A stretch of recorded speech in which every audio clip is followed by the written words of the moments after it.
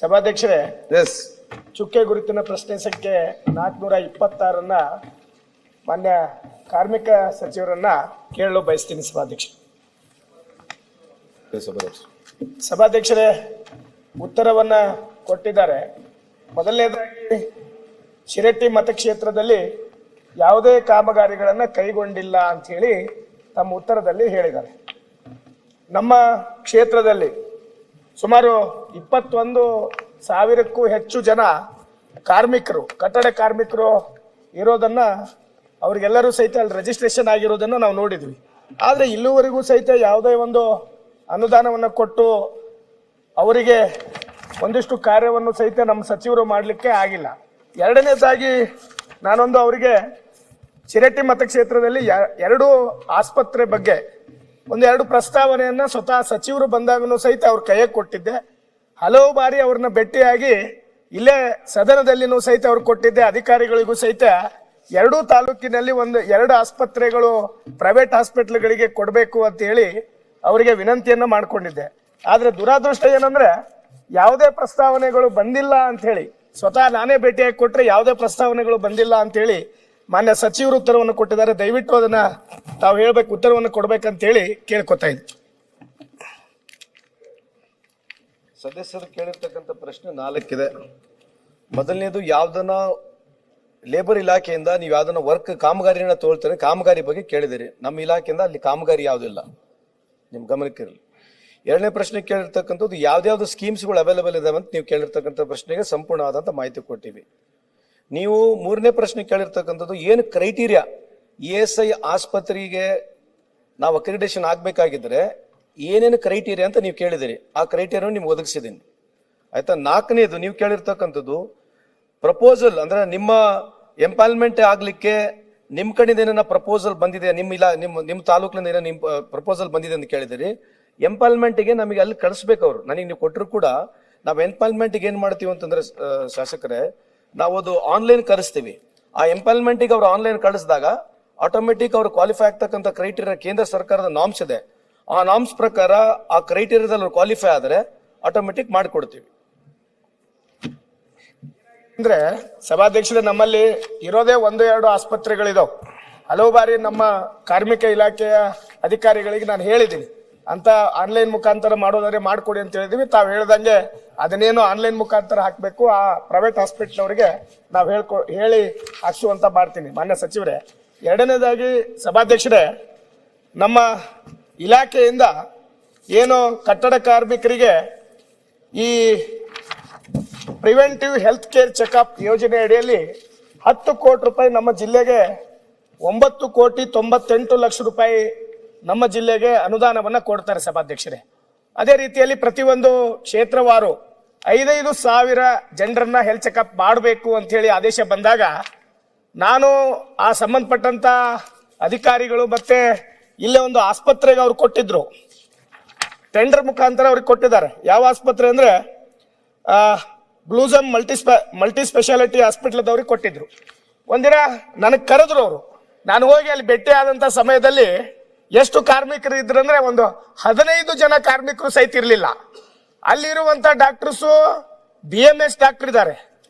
ಅದನ್ನ ಬಿಟ್ರೆ ಬೇರೆ ಯಾವುದೇ ಕ್ರೈಟೇರಿಯಾವನ್ನ ಫುಲ್ಫಿಲ್ ಮಾಡುವಂತವ್ರು ಅವತ್ತು ಯಾರೂ ಇರಲಿಲ್ಲ. ಅದಕ್ಕೆ ಸಂಬಂಧಪಟ್ಟಂಗೆ ಎಲ್ಲವೂ ಸಹಿತ ಫೇಕ್ ರಿಪೋರ್ಟ್ಗಳನ್ನ ಕ್ರಿಯೇಟ್ ಮಾಡಿ ಕೊಟ್ಟಿರುವಂತದ್ದನ್ನ ನನ್ನ ಕಣ್ಣು ಮುಂದೆ ನಡೆದು ಜಿಲ್ಲಾಧಿಕಾರಿಗಳಿಗೆ ಒಂದು ಪತ್ರವನ್ನ ಬರೆದಿದ್ದೆ. ಎಷ್ಟು ಜನಕ್ಕೆ ನೀವು ನನ್ನ ಕ್ಷೇತ್ರದಲ್ಲಿ ಹೆಲ್ತ್ ಚೆಕಪ್ ಅನ್ನ ಮಾಡಿದಿರಿ, ಎಷ್ಟು ಜನಕ್ಕೆ ಮಾಡಿಲ್ಲ ಅಂತ ಕೊಟ್ಟಾಗ ಅವ್ರು ಯಾವುದೇ ತರ ಏನೋ ಒಂದು ಮಾಹಿತಿನೂ ಸಹಿತ ನೀಡದೇ ಇರುವುದನ್ನ ನಾವು ಅಲ್ಲಿ ಏನೋ ಮಾಹಿತಿ ನೀಡಲಿಲ್ಲ. ಹಾಗಾಗಿ ಮಾನ್ಯ ಸಚಿವರು ಅಂತ ಆಸ್ಪತ್ರೆಗೆ ತಾವು ಕೊಟ್ಟಿರುವಂತದ್ದನ್ನ ಇಡೀ ರಾಜ್ಯದಲ್ಲಿ ತಾವು ಕೊಟ್ಟಿದ್ದೀರಿ. ಇಡೀ ರಾಜ್ಯದಲ್ಲಿ ಅವ್ರಿಗೆ ಟೆಂಡರ್ ಆಗಿದೆ. ಅವರು ಇದನ್ನ ಸರಿಯಾಗಿ ನಿಭಾಯಿಸ್ತಾ ಇಲ್ಲ. ಹಲವು ಬಾರಿ ಅವರಿಗೆ ಇದೆ ಅವ್ರಿಗೆ ಸಂಬಂಧಪಟ್ಟಂಗೆ ಯೋಜನೆಗಳ ಬಗ್ಗೆ ಇಲ್ಲ ಸಭಾಧ್ಯಕ್ಷರು, ಯೋಜನೆಗಳ ಬಗ್ಗೆನೇ ನಾನು ಮಾಹಿತಿ ಕೊಡ್ತೀನಿ. What is the question? ಈಗ ಒಂದ್ ನಿಮಿಷ ಕೂತ್ಕೊಳ್ಳಿ, ನಾನು ಮಾಹಿತಿ ಹೇಳಿ. ಯಾಕಂದ್ರೆ ನೀವು ಚರ್ಚೆ ಪ್ರಶ್ನೆ ಹೆಲ್ತ್ ಕ್ಯಾಂಪ್ ಕೊಟ್ಟ ಯಾವ ಆಧಾರದಲ್ಲಿ ಕೊಟ್ಟದ್ದು ಏನು ವಿಚಾರ? ಸಭಾಧ್ಯಕ್ಷರೇ, ನೀವು ಕೇಳಿರ್ತಕ್ಕಂಥ ಪ್ರಶ್ನೆಗೆ ಈಗ ನೀವು ಕೇಳ್ತಕ್ಕಂಥ ಪ್ರಶ್ನೆ ಬೇರೆ ಇದೆ, ಬಟ್ ಎಕ್ಸ್ಪ್ಲೇನ್ ಮಾಡ್ತೀನಿ. ಪ್ರಿವೆಂಟಿವ್ ಕಾರ್ಮಿಕರಿಗೆ ನೀವು ಏನೇನು ಯೋಜನೆಗಳು ತಂದಿದ್ದೀರಿ, ಕಾಮಗಾರಿ ತಂದಿದ್ರಿ ಅಂತ ನಾನು ಕೇಳಿದ್ದೀನಿ. ಯೋಜನೆಗಳ ಬಗ್ಗೆನೂ ಇದೆ ಅದರಲ್ಲಿ. ಈಗ ನೀವು ಹೇಳಿರ್ತಕ್ಕಂಥದ್ದು ಪ್ರಿವೆಂಟಿವ್ ಹೆಲ್ತ್ ಕೇರ್ ಇದೆಯಲ್ಲ, ಪ್ರಿವೆಂಟಿವ್ ಹೆಲ್ತ್ ಕೇರು ವರ್ಷಕ್ಕೆ ಇಷ್ಟು ಜನಕ್ಕೆ ನಾವು ಪ್ರಿವೆಂಟಿವ್ ಹೆಲ್ತ್ ಕೇರ್ ಮಾಡ್ಬೇಕಂತ ಟೆಂಡರ್ ಕರಿತೀವಿ. ಟೆಂಡರ್ ಕ್ರೈಟೀರಿಯಾನಲ್ಲಿ ಯಾರು ಪಾಸ್ ಆಗ್ತಾರೆ, ಯಾವ ಕಂಪ್ನಿಗಳು ಪಾರ್ಟಿಸಿಪೇಟ್ ಮಾಡ್ತಾವೆ, ಅವು ಪಾರ್ಟಿಸಿಪೇಟ್ ಮಾಡಿ ಆ ಟೆಂಡರ್ ಪಾಸ್ ಆಗ್ತಾರೆ. ಅದಕ್ಕೆ ಕ್ರೈಟೀರಿಯಾ ಇದೆ. ನಿಮ್ಮ ತಾಲೂಕಿಂದ ಸ್ಪೆಸಿಫಿಕ್ ಎಷ್ಟು ಜನ ಇದಾರೆ ಅದೆಲ್ಲ ಸಂಪೂರ್ಣ ನಿಮಗೆ ಸಿಡಿ ಮುಖಾಂತರ ಕಳಿಸ್ತೀವಿ. ಬೇಕಿದ್ರೆ ಇವತ್ತು ನೀವು ಹೇಳಿದಿರಿ ಪ್ರಶ್ನೆ, ನಾಳೆನೆ ಸಿಡಿ ಮುಖಾಂತರ ನಿಮ್ಮ ತಾಲೂಕಿನಲ್ಲಿ ನಾವು ಯಾವ್ದನ್ನ ಪ್ರಿವೆಂಟಿವ್ ಹೆಲ್ತ್ ಕೇರ್ ಮಾಡಿದ್ರೆ ನನಗೆ ಮಾಹಿತಿ ಇಲ್ಲ, ಬಟ್ ಖಂಡಿತವಾಗಿ ಎಲ್ಲ ಜಿಲ್ಲಾವಾರು ಮಾಡಿದೀವಿ. ನಿಮ್ಮ ತಾಲೂಕಿಗೆ ಸ್ಪೆಸಿಫಿಕ್ ಎಷ್ಟು ಪ್ರಿವೆಂಟಿವ್ ಹೆಲ್ತ್ ಕೇರ್ ನಲ್ಲಿ ಎಷ್ಟು ಲೇಬರ್ಸ್ಗಳಿದ್ದಾರೆ, ಯಾರು ಏನು ಯಾವ ರೀತಿ ಬ್ಲಡ್ ಟೆಸ್ಟ್ ಆಗಿದೆ, ಅದ್ರ ಏನಾಗಿದೆ ಅಂತ ಸಂಪೂರ್ಣ ಮಾಹಿತಿ ನಿಮಗೆ ಕೊಡ್ತೀನಿ. ಓಕೆ, ರೇವಣ್ಣ HD ಒಂದೇ ನಿಮಿಷ, ಇದು ನಮ್ಮಲ್ಲಿ ಆಗ್ಲೇ ಇಲ್ಲ. ನಾನು ಅವತ್ತು ಕೇಳಿದಾಗ ಅವರಿಗೆ ಪ್ರಿವೆಂಟಿವ್ ಹೆಲ್ತ್ ಕೇರ್ ಚೆಕಪ್ ಬಂದಾಗ ನಾನು ಅವ್ರಿಗೆ ಕೇಳಿದೆ, ನೋಡಪ್ಪ ನೀನ್ ಎಲ್ಲಾ ಟೀಮ್ ತಗೊಂಡ್ ಬರ್ಬೇಕು, ಆಮೇಲೆ ಎಲ್ಲಾ ಡಾಕ್ಟರ್ಸು ಇರ್ಬೇಕು, ಯಾಕಂದ್ರೆ ಇದರಲ್ಲಿ ಒಂದಿಷ್ಟು ಚಾರ್ಟ್ ಗಳನ್ನ ನಮ್ಮ ಇಲಾಖೆಯಿಂದ ಕೊಟ್ಟಿದ್ದಾರೆ, ಅದರ ಪ್ರಕಾರ ಮಾಡ್ಬೇಕಂದ್ರೆ ಅವರು ವಾಪಸ್ ಬರ್ಲೇ ಇಲ್ಲ. ಆದ್ರೆ ದುರಾದೃಷ್ಟ ಏನಂದ್ರೆ ಬಿಲ್ಗಳು ಮಾಡ್ಕೊಂಡು ಹೋಗಿದ್ದಾರೆ ಮೊದಲೇ ವರ್ಷದಲ್ಲಿ. ಮತ್ತೆ ಮೊನ್ನೆ ಒಂದು 3-4 ತಿಂಗಳಿಂದ ಬಂದಿದ್ರು ಅವರು. ನಾನು ಅಂದಿದ್ದಷ್ಟೇ, ನೀವು ಎಲ್ಲಾ ರೀತಿಯಿಂದ ಮಾಡ್ತೀರಂದ್ರೆ ಅಷ್ಟೇ ನಮ್ಮ ಕ್ಷೇತ್ರದಲ್ಲಿ ಮಾಡ್ಬೇಕಂತ ಕೇಳಿದಾಗ, ಸಭಾಧ್ಯಕ್ಷರು ಒಂದೇ ನಿಮಿಷ ಕೇಳಿದಾಗ ಅವರು ಅಲ್ಲಿ ಬಂದು ಮಾಡ್ಲಿಲ್ಲ. ಹಾಗಿದ್ರೆ ಆ 33 ಹೆಚ್ಚು ಕಡಿಮೆ ನಾವು 20,000ಕ್ಕೂ ಹೆಚ್ಚು ಜನರನ್ನ ಟೆಸ್ಟ್ ಮಾಡಬೇಕಾಗಿತ್ತು. ಪ್ರಿವೆಂಟಿವ್ ಹೆಲ್ತ್ ಕೇರ್ ಅಲ್ಲಿ ಬಹಳಷ್ಟು ಟೆಸ್ಟ್ ಗಳು ಕೊಟ್ಟಿದ್ದಾರೆ. ಅವ್ರು ಯಾರು ಮಾಡಿದ್ರು, ಯಾರ ಥ್ರೂ ಬಿಲ್ ಮಾಡಿಸ್ಕೊಂಡ್ರು, ಅಲ್ಲ ಇದ್ರ ಬಗ್ಗೆ ರೈಟಿಂಗ್ ಅಲ್ಲಿ ಕೂಡ ಮಾಡ್ತಾರೆ.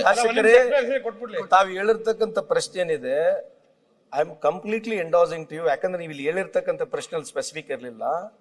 ನೀವು ನಿಮ್ಮ ತಾಲೂಕಿನಲ್ಲಿ ನಮ್ಮ ಸರ್ಕಾರ ಬಂದ್ಮೇಲೆ ಇಲ್ಲಿವರೆಗೆ ಯಾರ್ಯಾರಿಗೆ ಚೆಕ್ ಮಾಡಿದ್ದೇವೆ ಸಿಡಿ ಮುಖಾಂತರ ನಿಮಗೆ ಕಳಿಸ್ಕೊಡ್ತೇನೆ. ಏನಾಗಿದೆ ಸಚಿವರೇ, ನಿಮ್ ಗಮನಕ್ಕೆ ತರ್ತೀನಿ. ನಾಲಲ್ಲಿ ಅಲ್ಲ ಒಂದೇ ಕ್ವಶನ್ ನೋಡಿ ಸರ್, ನಾನು ಹೇಳ್ದು ಕೇಳಿ, ನಿಮ್ಮ ಪ್ರಶ್ನೆ ಮಹತ್ವದ ಪ್ರಶ್ನೆ ಆಗಿರ್ಬೇಕು. ಆಯ್ತಪ್ಪ, ಇಲ್ಲಿ ಕೇಳಿ, ಇಲ್ಲಿ ಒಂದ್ ಸೆಕೆಂಡ್. ಇದು ಪ್ರಶ್ನೋತ್ತರ, ನೀವು ಪ್ರಶ್ನೆಗೆ ಉತ್ತರ ಕೊಟ್ಟಿದ್ದಾರೆ, ಕೆಲವು ಕ್ಲಾರಿಫಿಕೇಶನ್ ಕೇಳಿದ್ದೀರಿ. ಯಾವುದು ಈ ಹೆಲ್ತ್ ಅವ್ರು ಏನ್ ಹೇಳಿದ್ದಾರೆ ಎಲ್ಲ ನಿಮ್ಮ ಎಲ್ಲ ಡೀಟೇಲ್ಸ್ ಕೊಡ್ತೇನೆ. ಅದಕ್ಕಿಂತ ಮಿಗಿಲಾಗಿ ತಮ್ಗೆ ಅನ್ನೋದು ಇದ್ರೆ ಆಯ್ತು, ಒಂದ್ ಸೆಕೆಂಡ್ ಇವರ ರೆಪ್ರೆಸೆಂಟೇಟಿವ್ ಅಲ್ಲ, ಆಯ್ತಪ್ಪ, ನೀವು ರೆಪ್ರೆಸೆಂಟೇಟಿವ್, ನಿನ್ನ ಕ್ಷೇತ್ರದಲ್ಲಿ ಏನಾಗಿದೆ, ನೀವು ಈ ರೀತಿ ರೈಟಿಂಗ್ ಅಲ್ಲಿ ಕೊಟ್ರೆ ಅದು ನಾವು ತನಿಖೆಗೆ ಒಳಪಡಿಸ್ತಾರೆ. ಯಾಕೆ ರೈಟಿಂಗ್ ಕೊಟ್ಟಿದ್ದೀರಾ? ಕೊಟ್ಟಿದ್ದೀನಿ. ಒಂದೇ ನಿಮಿಷ, ಏನಾಗಿದೆ ಅಂದ್ರೆ ಸಭಾಧ್ಯಕ್ಷರೇ, ಅವ್ರು ಕುತ್ಕೊಂಡು ಲೇಬರ್ ಕಾರ್ಡ್ ತಗೊಂಡು ಅವ್ರಿಗೆ ಯಾರ್ಯಾರು ಬೇಕು ಅದನ್ನ ಬರ್ಕೊಂಡು ಫೇಕ್ ರಿಪೋರ್ಟ್ ಗಳನ್ನ ಕೊಟ್ಟಿದ್ದಾರೆ. ಅವ್ರಿಗೆ ಅದನ್ನ ಮಾಡಿದ್ದಾರೆ ಅವರು. 5,000 ನನ್ನ ಕಾನ್ಸ್ಟಿಟ್ಯೂನ್ಸಿಯಿಂದ ತೋರಿಸಬೇಕಾಗಿತ್ತು, ಲೇಬರ್ ಕಾರ್ಡ್ ತಗೊಂಡು ಬರೋದು ಬಿಲ್ ಮಾಡ್ಕೊಂಡಿದ್ದಾರೆ. ಅದಕ್ಕೆ ದಯವಿಟ್ಟು ಅದನ್ನ ಎನ್ಕ್ವೈರಿ ಮಾಡಿಸಂತ ನಾನು ಕೇಳ್ತಾ ಇರೋದು, ಅದ್ರ ಬಿಟ್ರೆ ಮತ್ತೇನಿಲ್ಲ. ಓಕೆ, ಅಲ್ಲ ಆಯ್ತು, ನಿಮಗೆ ಅಷ್ಟೇ ಹೇಳ್ರಿ ಸಾಹೇಬ್ರ, ಯಾವುದೇ ಒಬ್ಬ ಲೇಬರ್ ಕಾರ್ಡ್ ಹೋಲ್ಡರ್ ಇಲ್ಲ ಅಂತಂದ್ರೆ ಅವನು ಕ್ವಾಲಿಫೈ ಆಗೋದಿಲ್ಲ ಟೆಸ್ಟಿಗೆ. ನಿಮ್ಗೆ ಹೇಳದ್ ಕೇಳಿ, ಅಲ್ಲ ಎನ್ಕ್ವೈರಿ ಮಾಡಿಬಿಟ್ಟು ಎನ್ಕ್ವೈರಿ ಮಾಡ್ತೀನಿ ಸರ್. ನಾನು ಕೇಳ್ತಾರ ಕ್ವಶನ್ ಒಂದ್ ಕೇಳಿ. ಲೇಬರ್ ನಮ್ ಕಟ್ಟಡ ಕಾರ್ಮಿಕರನ್ನ ತಗೊಂಡಿದ್ದಾರೆ. ಆ ಇರುವಂತ ಹೆಸರುಗಳು ಏನಿದಾವಲ್ಲ ನಮ್ಮಲ್ಲಿ ನೋಂದಣಿ ಆಗಿರುವಂತವ್ರು, ಅವ್ರದೇ ಫೇಕ್ ಬಿಲ್ ಗಳನ್ನ ರೆಡಿ ಮಾಡಿ ಕೊಟ್ಟಿದ್ದಾರೆ ಅಂತ ನಾ ಕೇಳ್ತಾ ಇದೀನಿ, ವಿತೌಟ್ ಬ್ಲಡ್ ಡ್ರಾ ಮಾಡ್ಲಾರ್ದೆ. ಒಂದ್ ನಿಮಿಷ ಕೇಳಿ, ಅದಕ್ಕೆ ಹೇಳ್ತಿರೋದ್ರಿ, ನಮ್ದು ಆನ್ಲೈನ್ ಸಿಸ್ಟಮ್ ಇದೆ, ನೀವು ವೆಬ್ಸೈಟ್ ನಲ್ಲಿ ಕೂಡ ಚೆಕ್ ಮಾಡ್ಬಿಡ್ಬೋದು. ಆ ತರ ವ್ಯವಸ್ಥೆ ಮಾಡಿದ್ದೇವೆ. ನಿಮಗೆ ಸಂಪೂರ್ಣ ಮಾಹಿತಿ ಸಿಡಿಎಲ್ ಕೊಡ್ತೀನಿ. ಇಲ್ಲ ಅಂತಂದ್ರೆ ಮತ್ತೆ ಪ್ರಶ್ನೆ ಹಾಕಿ ನನ್ನ ಹತ್ರ ಬಂದು ಕುತ್ಕೊಂಡು ನಿಮಗೆ ಸಂಪೂರ್ಣ ಮಾಹಿತಿ ಕೊಡ್ತೀನಿ. ನೀವು ಇಲ್ಲಿ ಆಫ್ ಹ್ಯಾಂಡ್ ಕೇಳಿರ್ತಕ್ಕಂಥ ನನಗೆ ಸಂಪೂರ್ಣ ಮಾಹಿತಿ ಇಲ್ಲ. ನೀವು ಸ್ಪೆಸಿಫಿಕ್ ಆಗಿ ಕೇಳಿದ್ರೆ ಸ್ಪೆಸಿಫಿಕ್ ಆಗಿ ಹೇಳ್ತಿದ್ದೆ ನಿಮಗೆ. ಗ್ಯಾರಂಟಿ ನ್ಯೂಸ್, ಸುದ್ದಿ ಖಚಿತ, ನ್ಯಾಯ ನಿಶ್ಚಿತ.